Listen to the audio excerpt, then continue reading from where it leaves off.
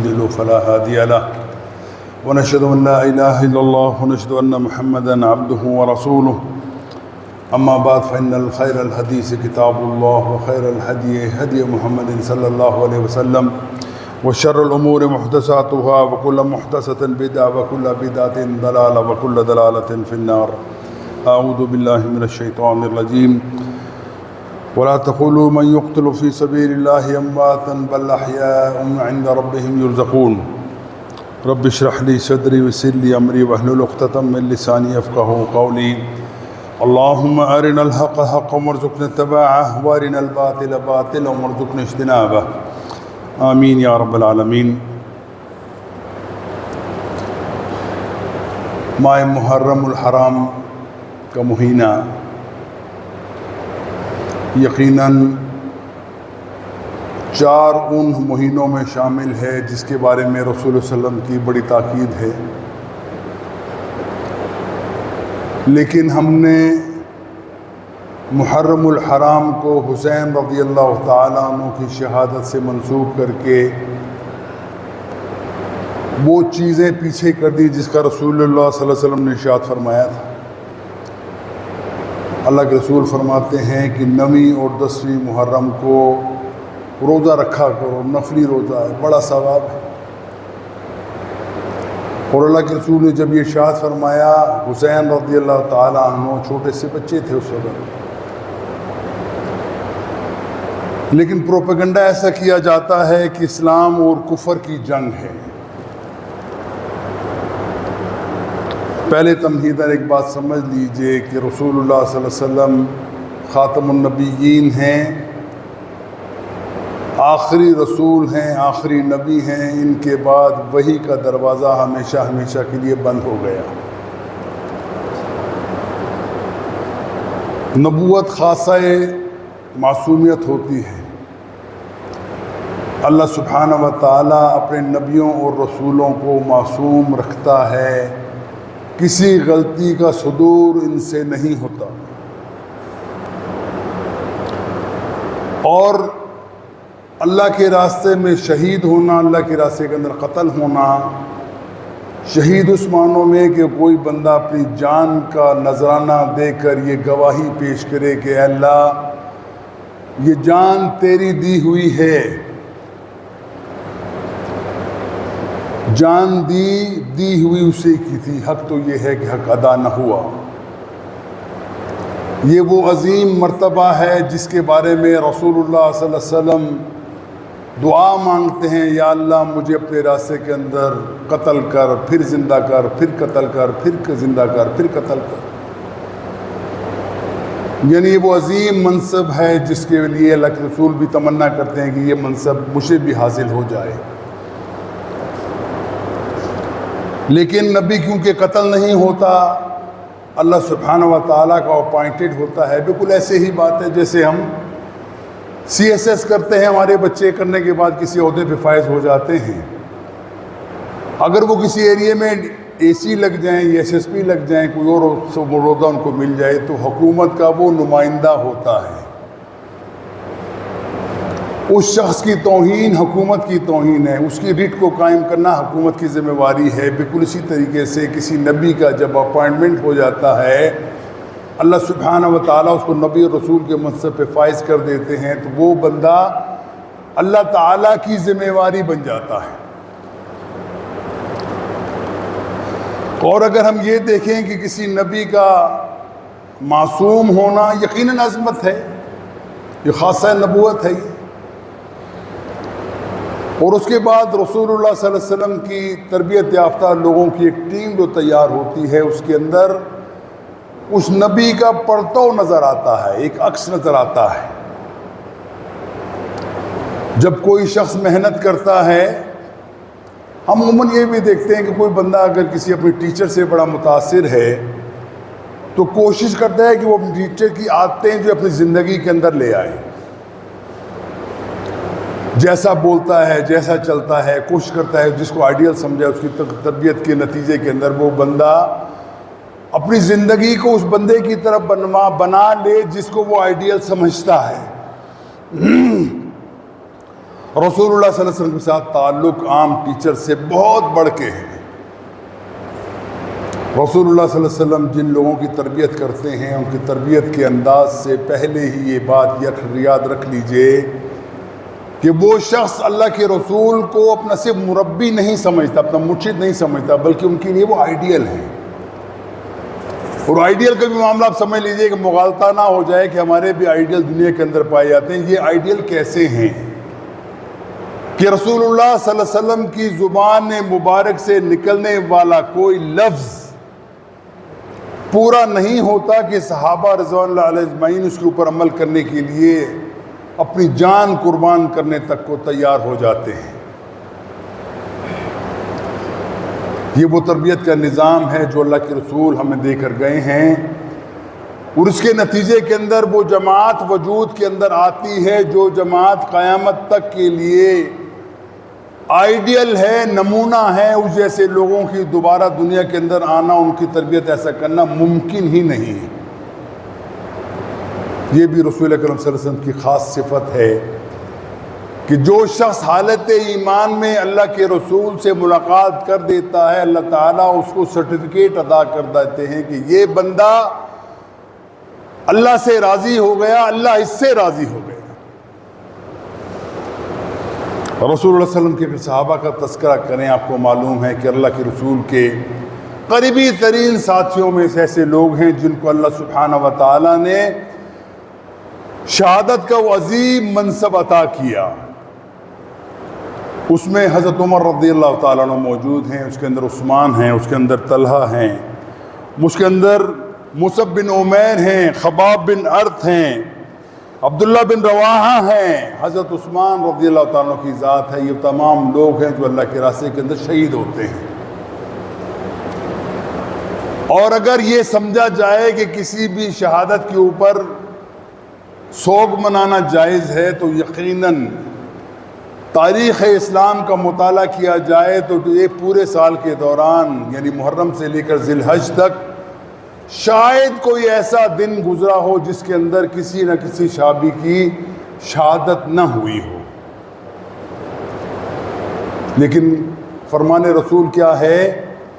جب کسی کے گھر کے اندر کوئی فوتگی ہو جائے، 3 دن تک وہ مسند بچھا کے بیٹھ دے، لوگ آئیں، تعزیت کریں، دعا کریں اور چلے جائیں، اور 3 دن کے بعد وہ مسند لپیٹ دی جائے، دنیاوی معاملات کے اندر دوبارہ بندہ جو ہے منتمک ہو جائے، مشغول ہو جائے، 3 دن کے بعد سو کی اجازت نہیں ہے۔ ہاں، جو عورت بیوہ ہوتی ہے اس کے لیے ہے کہ وہ عدت کے دن گزارے جو 4 مہینے 10 دن کے ہیں، اس دن اس وقت کے اندر وہ گھر سے باہر نہ نکلے، اپنی زینت نہ دکھائے، کسی کے ساتھ میل ملاقات نہ کرے۔ 4 مہینے 10 دن کے بعد وہ بھی اپنی عدت پوری کرے، سوگ کا معاملہ نکل گیا، وہ عورت پھر اپنی زندگی معمول کی گزار سکتی ہے۔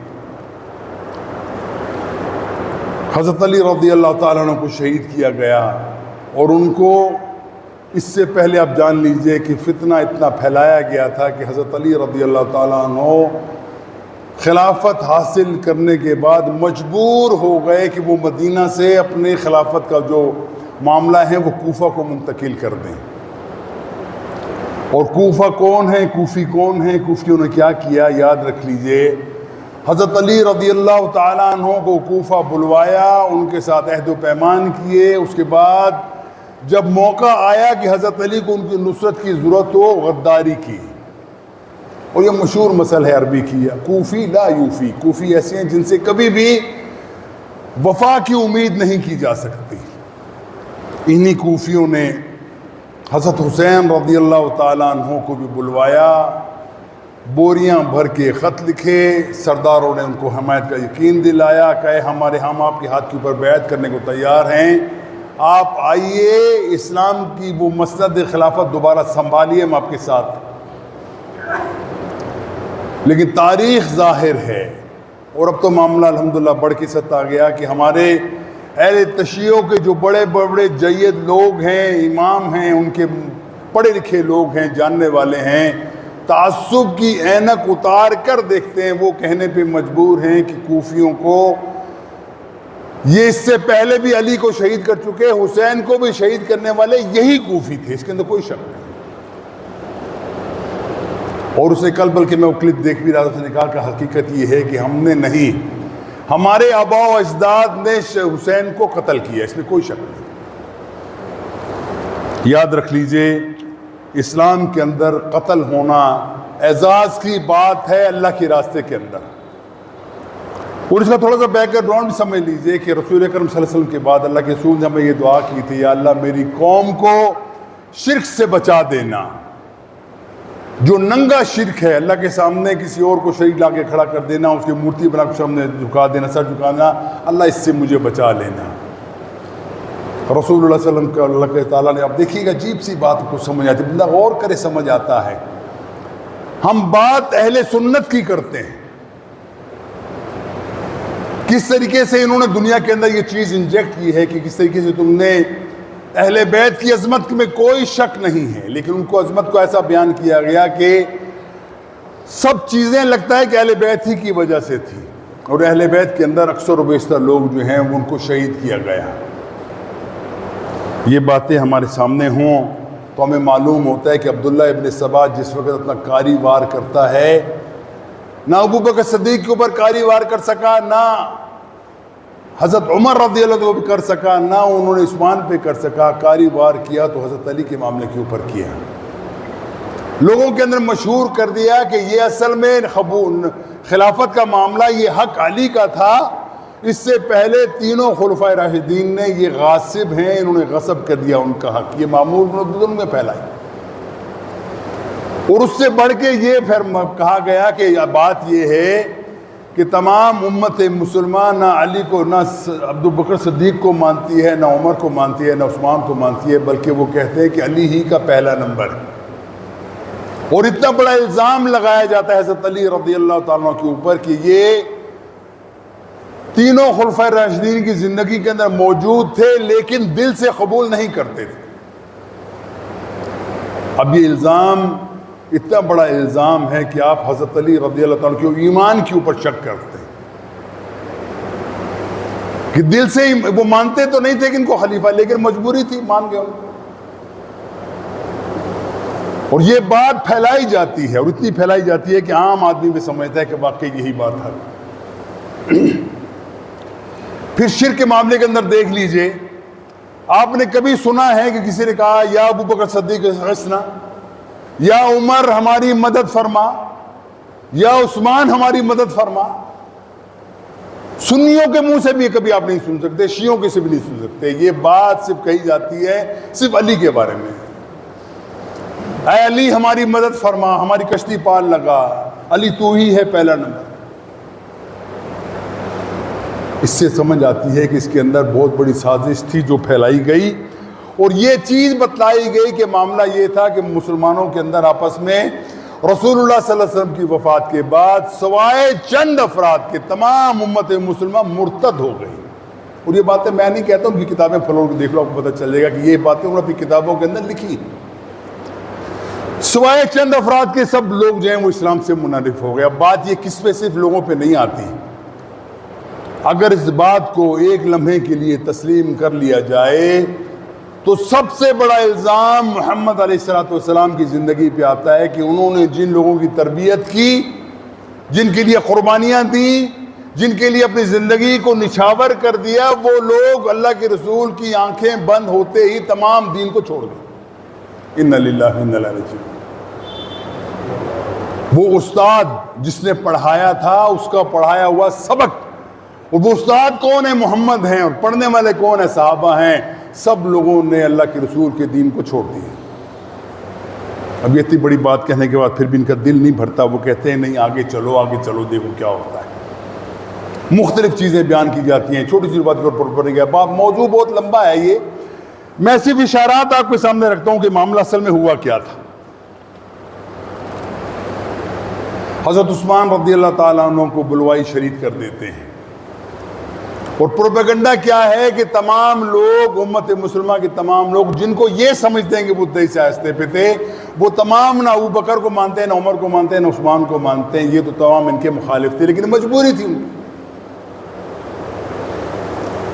حضرت علی رضی اللہ تعالیٰ عنہ کو معاملہ کیا ہے کہ جس وقت عثمان رضی اللہ عنہ کو محاصرہ کر لیا جاتا ہے، بلوائی ان کو شہید کرنا چاہتے ہیں، اس کے پیچھے وہی عبداللہ ابن سبا کی اولاد ہے جو اسلام کے اندر عظیم رخنہ پیدا کرنے کے لیے بھرپور جد و جہد اور کوشش کر رہی ہے۔ ان کا کام یہ ہے کہ کس طریقے سے اسلام کے ٹکڑے بکھرے ہو جائیں، یہ اسلام کی عظیم سلطنت جو دنیا کے اندر پھیلتی چلی ہے اس کا راستہ روک لیا جائے۔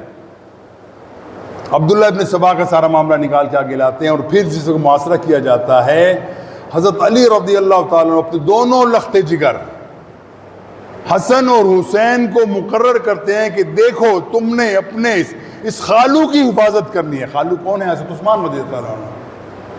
ان کی حفاظت کے اوپر تم نے معمور رہنے کو چھوڑنا نہیں ہے تم نے۔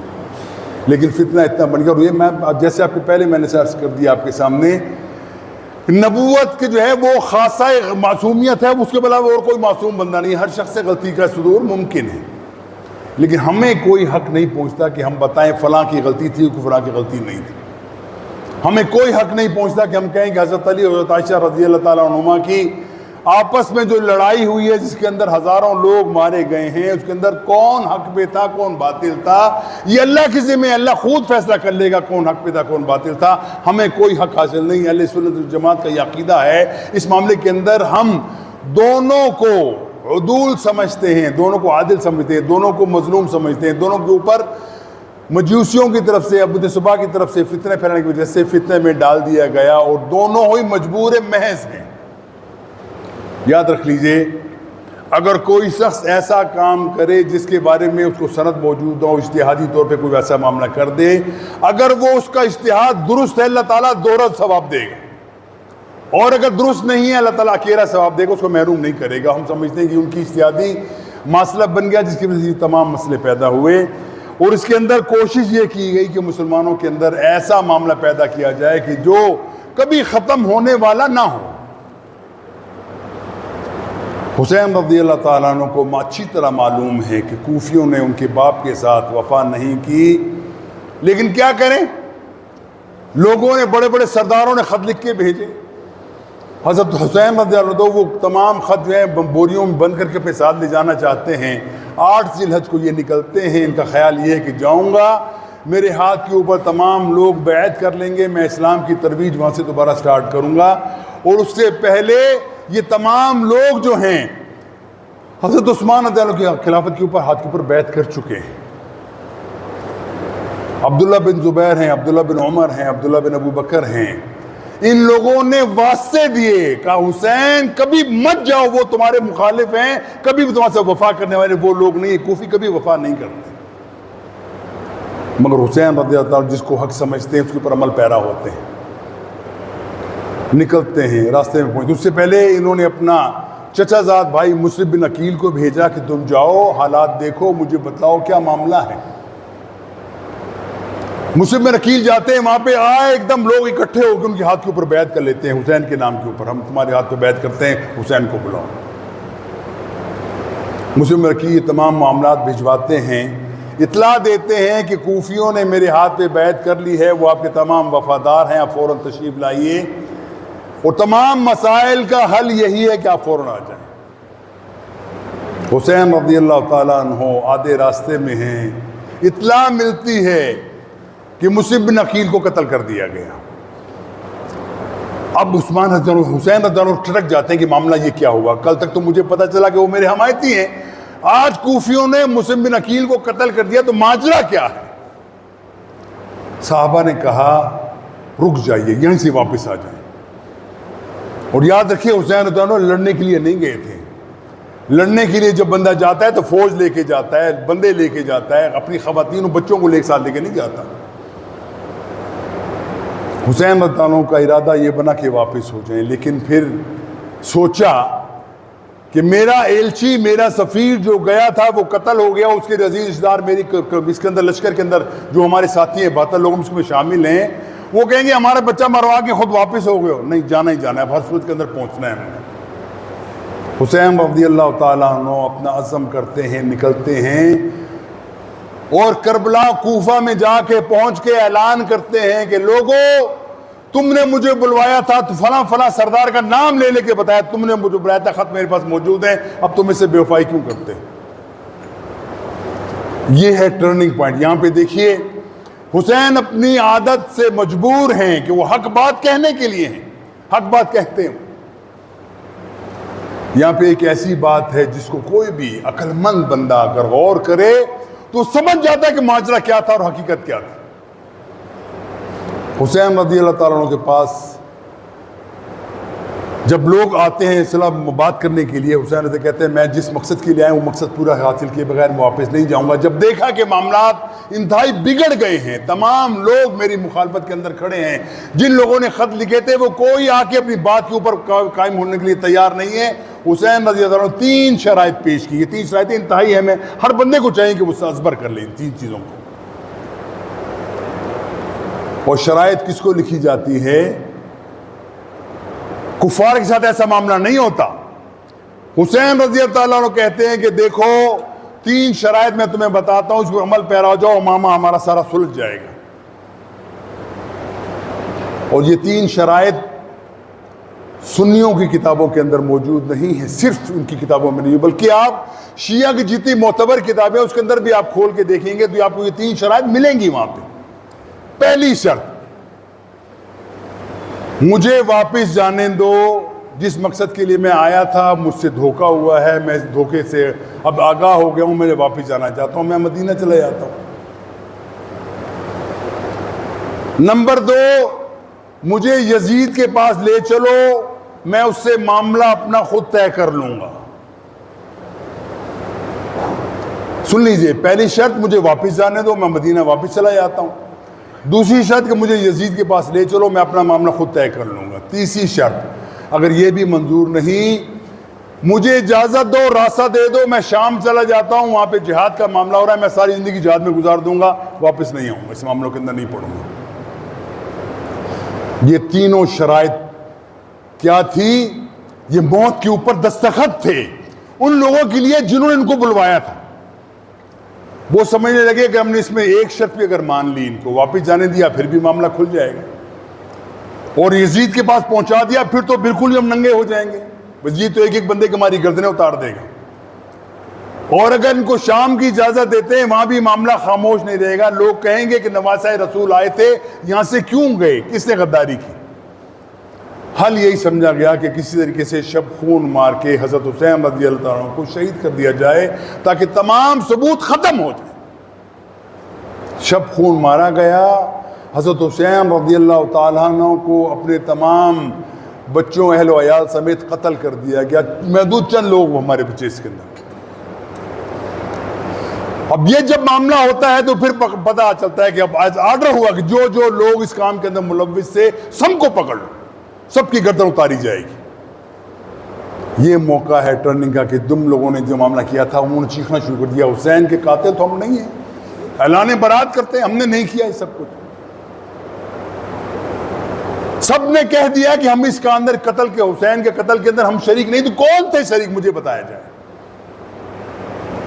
کوفہ کے اندر اور کون سا طائفہ, کون سا گروپ تھا جو حسین رضی اللہ عنہ کی مخالفت کے اندر آگے بڑھ کے آیا, ان کو شہید کیا؟ اور کوئی ہو ہی نہیں سکتا ہے سوائے کوفیوں کو, ان کیا یہ سارا معاملہ. اور پھر بات کی جاتی ہے کہ بڑا اختلاف تھا, بڑا. میں چند چیزیں آپ کے سامنے رکھتا ہوں. شیعہ مر سکتا ہے, اپنے آپ کو آگ لگا سکتا ہے, کبھی وہ حقائق بیان نہیں کرے گا کہ کربلا کے اندر جو لوگ شہید ہوئے تھے ان کے نام کیا تھے. حضرت علی کا یہ بیٹے تو مشہور ہیں حسین, لیکن کسی نے آپ کو, کسی شیعہ نے یہ بتایا ہے کہ اس قافلے کے اندر, ان 72 لوگوں کے اندر ایک ایسا بچہ بھی تھا جو حسین کا بھائی تھا, حضرت علی کا بیٹا تھا, اس کا نام ابو بکر تھا. نہیں بتائے گا, کبھی نہیں بتائے گا کہ عمر اس کے اندر تھا, کوئی بھی نہیں بتائے گا اس کے اندر عثمان نام کا بیٹا بھی اس کے اندر شامل تھا. یہی تو ان کی موت آتی ہے, یہاں پہ بات نہیں کرتے. پھر بات کہتے ہیں, کہنے کو جسارت ہے, جو بندے منہ میں آئے کہتے چلے جاؤ, تمہارے بکنے کے اوپر کوئی پابندی نہیں ہے, جو مرضی کرو. کہ ہماری جب امامت آئے گی ہم رسول اکرم صلی اللہ علیہ وسلم کے روزے کو نکالیں گے, ان کو شک کریں گے, اس میں 2 شہید ہیں جو اللہ کے رسول کے ساتھی ہیں, ابو بکر عمر, دونوں کی میتوں کو نکال کر ان کو پھانسی دیں گے. دعویٰ ہے, کرتے چلے جاؤ, اور یہ تمام ان کی کتابوں میں لکھا ہوا ہے. لیکن کوئی ان سے پوچھنے کی جرات کرے حسین رضی اللہ تعالیٰ عنہ جہاں مدفون ہیں، ان کے مدفن ہونے کے ساتھ ہی ایک قبر دائیں ہے ایک بائیں ہے، وہ لوگ کون ہیں، ان کے نام کیا ہیں، نہیں بتائے گا کبھی۔ حسین کے بھائی، علی کے بیٹے عمر، علی کے بیٹے ابو بکر، ان کی قبریں موجود ہیں، کبھی نہیں بتائے گا آپ کو یہی تو جب ننگے ہو جائیں گے نا یہ تو اختلاف تو تھا ہی نہیں۔ اور میں ہمیشہ کہا کرتا ہوں بھائیو، ہم اپنے بچوں کی اولاد کے نام کیوں رکھتے ہیں، اس کے اوپر ہماری محبت ہوتی ہے۔ کبھی یہ دیکھا کسی اپنے مسلمان نے کسی بچے کا نام پیٹر رکھ دیا ہو یا کسی کا نام آپ نے مائیکل رکھ دیا ہو؟ نہیں رکھے گا وہ۔ آگے کی بات تو بہت دور ہے، قارون ہے، شداد ہے، فرعون ہے، نمرود ہے، کوئی اپنے بچوں کے نام رکھتا ہے؟ یہ کبھی بھی نہیں رکھتا۔ وہ نام رکھا جاتا ہے جس نام سے محبت ہے، اس نام کی بیک گراؤنڈ کے اندر محبت ہے کہ یہ بندہ واقعی اس کا قابل ہے کہ میرا بچہ بھی جیسا بن جائے، نام رکھا جاتا ہے۔ حضرت علی رضی اللہ تعالیٰ عنہ کے بچوں کے نام دیکھ لیجئے۔ حضرت فاطمہ رضی اللہ تعالیٰ عنہ کی وفات کے بعد حضرت علی رضی اللہ تعالیٰ عنہ نے بہت سے نکاح کیے، ان کی اولاد پیدا ہوئی۔ ان کی اولاد میں ابو بکر بھی ہیں، عمر بھی ہیں، عثمان بھی ہیں، طلحہ بھی ہیں، زبیر بھی ہیں، تماموں کے نام لکھے تھے، موجود ہے، ان کی کتابوں میں لکھا ہوگا، لیکن بتاتے نہیں۔ کیوں بتائیں گے؟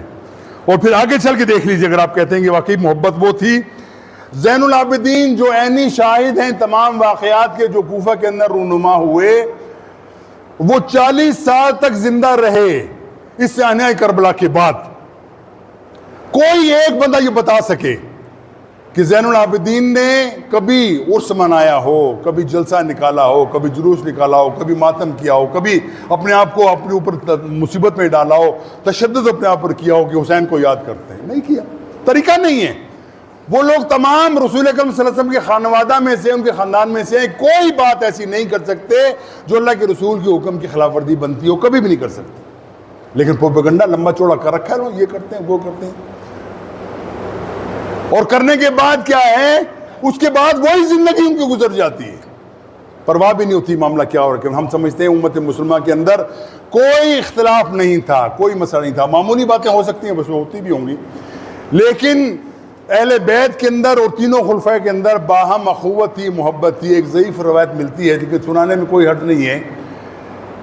پوچھا حضرت علی سے، علی پہلے تینوں خلیفہ آئے، ان کی خلافت کے اندر کوئی مسئلہ نہیں تھا، امن و امان تھا، فوجیں نکلتی تھیں، ترقی کرتی تھیں، لوگ فتوحات کے اندر جاتے تھے، اسلام کی حدود بڑھتی چلی جاتی تھیں، لیکن جب سے تمہاری خلافت آئی ہے ہم دیکھتے ہیں کہ ہر جگہ پہ لفڑے ہیں، مصیبتیں ہیں، ہر جگہ کے اندر لڑائیاں جھگڑے اختلاف ہیں، قتل و غارت کا بازار گرم ہے، وجہ کیا ہے تم بتا سکتے ہو؟ حضرت علی جن کو مشکل کشا سمجھا جاتا ہے، ان کا جواب سن لیجئے۔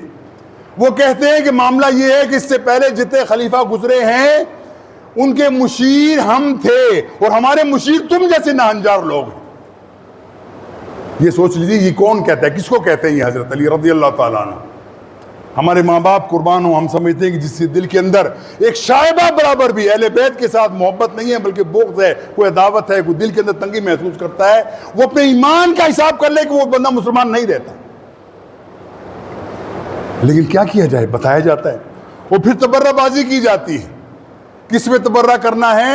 ابو بکر پہ کرنا ہے، اور ابو بکر پہ تو کم ہے، حضرت عمر پہ سب سے زیادہ کرنا ہے تبرہ، حضرت عثمان پہ کرنا ہے تبرہ، ان کو برا بھلا کہنا ہے۔ تم کیا برا بھلا کہ کیا بگاڑ لو گے ان کا؟ اللہ تعالیٰ نے جو ان کو عظمتیں عطا کی ہیں اسے کوئی ان کو چھین نہیں سکتا، لیکن کیا کیا جائے کہ تم نے ہمیشہ وہ کام کیا ہے جس سے شیطان راضی ہوتا ہے، رحمان راضی نہیں ہوتا۔ اب آپ ذرا سن لیجئے، ذرا غور کیجئے، میں دعوت دوں گا ہر ان لوگوں کو جو پڑھے لکھے لوگ ہیں وہ کوشش کریں تھوڑی سی اپنی معلومات اضافہ کرنے کے لیے، تھوڑی سی محنت کر کے اس کو چیک کر لیں کہ جو میں باتیں کہہ رہا ہوں کہ حقیقت ہے کہ نہیں۔ حضرت عمر رضی اللہ تعالیٰ عنہ کو کہا جاتا ہے، تبرہ کیا جاتا ہے کہ یہ بڑے ظالم تھے، انہوں نے اہل بیت کے اوپر یہ کیا، اور پھر جھوٹ اتنا کہ حضرت فاطمہ کو مارا، ان کا حمل بھی گرا دیا، ان کی زوجات پہ قبضہ کر لیا۔ باب فدق کا معاملہ اتنا بڑا کے پیش کرتے ہیں صبح شام یہ لوگ کہ اللہ کے رسول کی وراثت تھی وہ دی نہیں گئی، اللہ کے رسول کی اپنی اولاد کو نہیں دی گئی، ظلم کر دیا ابو بکر نے، عمر نے، عثمان نے، سب لوگوں نے کیا۔ لیکن سوال یہ پیدا ہوتا ہے جب حضرت علی رضی اللہ تعالیٰ عنہ خلیفہ بنتے ہیں، وہ جو غصب شدہ چیز جائیداد جو تم ان پہلے خلفاء نے لی تھی تم نے کیوں نہیں دی، حضرت علی نے کیوں نہیں دی؟ جھوٹ سارا کھل جاتا ہے سامنے کھل۔ اور یہ دیکھ لو، اگر عمر کے اوپر تم تبرہ کرتے ہو تو عمر کون ہیں؟ عمر بن علی بن ابی طالب، عمر بن علی بن ابی طالب، عمر بیٹا ہے علی کا، علی بیٹا ہے ابو طالب کا، یہ ان کا ایک بیٹا ہے، یاد رکھیے۔ دوسرا ہے عمر بن حسن بن ابی علی بن ابی طالب، اب یہ سلسلہ ایک ہماری پیڑھی اور بڑھ گئی، عمر بن علی بن ابی طالب، اس کے بعد عمر بن حسن بن ابی طالب، اس کے بعد عمر بن حسین بن ابی طالب۔ یہ تمام کڑیاں مل رہی ہیں آپ کے سامنے کہ ان تمام لوگوں نے اپنی اولاد کا جو سب سے ہونہار بیٹا تھا اس کا نام عمر رکھا، ابو بکر رکھا، عثمان رکھا۔ اس سے یہ ثبوت ہے کہ ان کے دلوں کے اندر محبت تھی، نفرت قطعی طور پہ نہیں تھی۔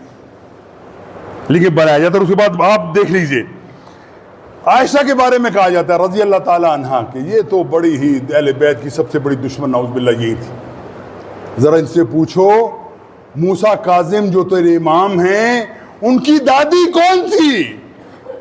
پتہ چلے کہ حضرت عائشہ ان کی دادی ہیں، ان کی اولاد میں سے ہیں یہ، لیکن ماننے کو تیار نہیں، کیونکہ مانیں گے تو ذلیل ہو جائیں گے، ذلیل نہیں ہونا چاہتے یہ لوگ۔ اور پروپیگنڈا اتنا کیا جاتا ہے کہ کوئی بندہ بھی سوچ بھی نہیں سکتا کہ یہ معاملہ ہوا کیا ہے، حقیقت اس کے اندر کیا ہے۔ لیکن یاد رکھیے لوگوں، میں آپ کو یہ بات آگاہ کرنا چاہتا ہوں کہ قیامت والے دن آپ سے مجھ سے یہ نہیں پوچھ جائے گا کون جائز تھا کون ناجائز تھا، اللہ سبحانہ تعالیٰ خود ہی فیصلہ کر لے گا۔ ہم یہ سمجھتے ہیں کہ ہم نے ہر صحابی کا دفاع کرنا ہے کہ وہ عدول ہیں، بقول رسول اللہ علیہ وسلم کے وہ عادل ہیں، وہ ظالم کبھی بھی نہیں ہو سکتے، جن کی تربیت اللہ کے رسول نے کی۔ اور تم اس سے نکالتے کیا ہو سوائے نفرتیں پھیلانے کی؟ پروپیگنڈا کیا جاتا ہے، خاص طور ہمارے بارے میں کہا جاتا ہے کہ یہ تو بہت ہی زیادہ اہل بیت مخالف ہے۔ میں کہہ چکا اس سے پہلے بھی دوبارہ دوہرا دیتا ہوں، جس کے دل کے اندر ایک رائی کے دانے کے برابر بھی کسی اہل بیت کے فرد کے بارے میں کوئی نفرت ہوگی، وہ شخص ایمان سے ہاتھ دھو بیٹھے گا۔ اور یہ ان دنوں کے اندر آ کے دوبارہ کھڑے ہو جاتے ہیں، ہاں جی یہ ہو گیا اور وہ ہو گیا پوری دنیا کے اندر۔ پہلے تو معاملہ ہوتا، اب تو تبرہ بازی بول کے نکل کے آ جاتی ہے۔ وہ سمجھتے یہی ہیں کہ شاید ہم گالیاں دیں گے، بکواس کریں گے، شاید اس سے لوگوں کے اندر نفرتیں نہیں محبتیں پیدا ہوں گی، قطعی طور پہ ممکن ہے۔ اب تو الحمدللہ میں آپ نے عرض کر چکا، بڑے مشہور عالم ان کے شیعوں کے عالم، انہوں نے خود کہہ دیا یہ تمام باتیں جو ذاکرین کرتے ہیں، 4 ذاکروں کو مختلف محفلوں کے اندر بٹھا کے آپ بتا دو، وہ 4 بندے نئی بات کریں گے، ہر دفعہ نئی بات کریں گے۔ اور ایسے ایسے افسانے بڑھائے جاتے ہیں کہ بندہ عقل حیران ہوتی ہے، بندہ کیسے کرتا ہے یہ بات۔ جو عینی شاہد ہیں وہ خاموش ہیں، زین العابدین جو عینی شاہد ہے زینب وہ خاموش ہیں، وہ کچھ نہیں کہتے، کوئی سرد ان سے مروی نہیں۔ سکینہ کے بارے میں چلو چھوٹی تھی لیکن کوئی چیز ان سے مروی نہیں ہے، کون سے ثابت کوئی مجھتی، ادھر ان کی کہانیاں بنا کے لوگوں کو دھوکہ دینے والی بات کی جاتی ہے کہ تم نفرتیں پھیلاؤ، یہی ہے تمہارا دین، تمہارا دین اسی اوپر منحصر ہے کہ تم لوگوں کے اندر نفرتیں پھیلاؤ۔ لیکن نفرتیں پھیلانے کے لیے بھی عقل چاہیے، عقل تم پہ ہوتی تم ایسی بات کرتے ہی نا، تو اپنی کتابوں کو کھول کے دیکھو، اصول کافی کو دیکھ لو، جیسے ہمارے بخاری ہے نا، اصول کافی ان کی کتاب ہے، اس کے اندر صحابہ کے مناقب آپ دیکھ لو، آپ کو پتہ چل جائے گا کیا کیا تعریفیں ان لوگوں نے خود لکھی ہیں کہ صحابہ کی تعریفیں کیا ہیں، حضرت عمر کون تھے، حضرت ابوبکر کون تھے، عثمان کون تھے، طلحہ کون تھے، زبیر کون تھے، یہ تمام لوگوں کو لکھا جاتا ہے۔ اس کو وہ نہیں سامنے لانا چاہتے، وہ کھرچ بھی نہیں سکتے، مصیبت یہ ان کے لیے یہ بنی ہوئی ہے۔ بھائیو، جیسے کہا گیا حضرت عیسیٰ رضی اللہ عنہ فرماتے بشروا ولا تنفروا، اے لوگوں کے اندر بشارتیں بھیجو، لوگوں کو خوشخبریاں دو، ولا تنفروا، لوگوں کو نفرتیں مت پھیلاؤ۔ جس شخص نے جو کچھ کیا اللہ سبحانہ و تعالی بہتر حساب کرنے والا ہے، محاسبہ کرنے والا، اس سے بہتر دنیا کے اندر کوئی، کائنات کے اندر کوئی ہے ہی نہیں، وہ خود ہی دیکھ لے گا۔ مجھے اور آپ کوئی حق نہیں پہنچتا کسی کو تنقید کریں، اس نے فلاں یہ کیا، فلاں یہ کیا، فلاں یہ کیا، کوئی حق میں نہیں پہنچتا۔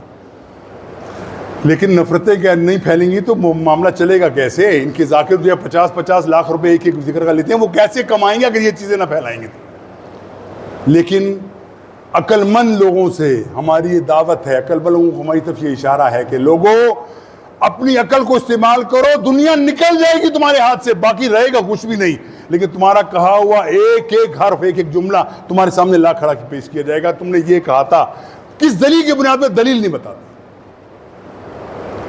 حضرات، اس کے اندر ہمیں کچھ تھوڑا سا محتاط بھی رہنا ضروری ہے کہ ہم کسی ایسی محفل کے اندر، کسی ایسے لوگوں کے اندر نہ جائیں جس کے اندر اللہ کے رسول کی تربیت یافتہ لوگوں کے اوپر دشنام ترازی کی جائے، ان کے اوپر باتیں کی جائیں، اور یہ بات صرف ان لوگوں پہ نہیں کی جاتی، اللہ کے رسول پر ڈائریکٹ یہ اٹیک کیا جاتا ہے کہ اللہ کے رسول نعوذ باللہ کچھ بھی نہ کر سکے، ساری زندگی لگا دی انہوں نے، وہ سب لوگ مرتد کرتے ہیں۔ انا للہ و انا الیہ راجعون۔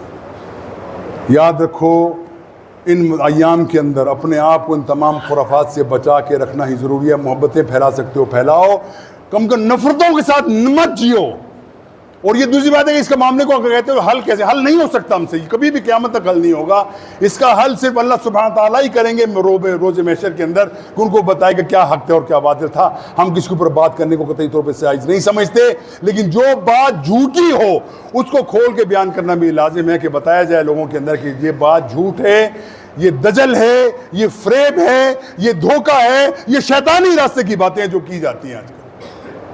اللہ کے رسول کے صحابہ آپس میں باہم شیر و شکر تھے, محبتیں ان کے دلوں کے اندر تھیں, ایک دوسرے کا احترام تھا. اور بات صرف اللہ کے رسول تک نہیں پہنچائی جاتی, بلکہ تم جس کو تم نے اپنا امام مانا اسی کی مخالفت کے اندر اپنی باتوں سے دلیل ثابت کرتے ہو کہ یہ بندہ بھی باطل تھا. ہم کبھی ایسا سوچ بھی نہیں سکتے. حقیقت یہی ہے. اگر ڈیٹیل میں جائے تو بڑی لمبی بات ہو جاتی ہے, لیکن ٹائم کم ہوتا ہے. میں مختصر آپ کے سامنے اشارات رکھے ہیں تاکہ ہمارے سامنے یہ کھل کے آ جائے کہ اصل میں کربلا کی حقیقت کیا تھی, کیا معاملہ تھا, کس نے دھوکہ کیا, کس نے فریب کیا, کس نے قتل و غارت کی. اور کون آج بھی جا کے دیکھ لو ایران کے اندر سنیوں مسلمانوں کے ساتھ جو حال وہاں پہ کیا جاتا ہے, آپ سوچ بھی نہیں سکتے. پورے ایران کے اندر جو شیعوں کا علاقہ ہے, ایک مسجد آپ کو نہیں ملے گی سنیوں کی. اور یہاں پہ ہمیں لگتا ہے ایسے کہ محرم کے اندر تو پورا پاکستانی شیعہ بن جاتا ہے. تمام میڈیا لے کے ٹی وی دیکھ لو, سب جگہ وہ بس شیعت ہی شیعت, اور کچھ ہے ہی نہیں.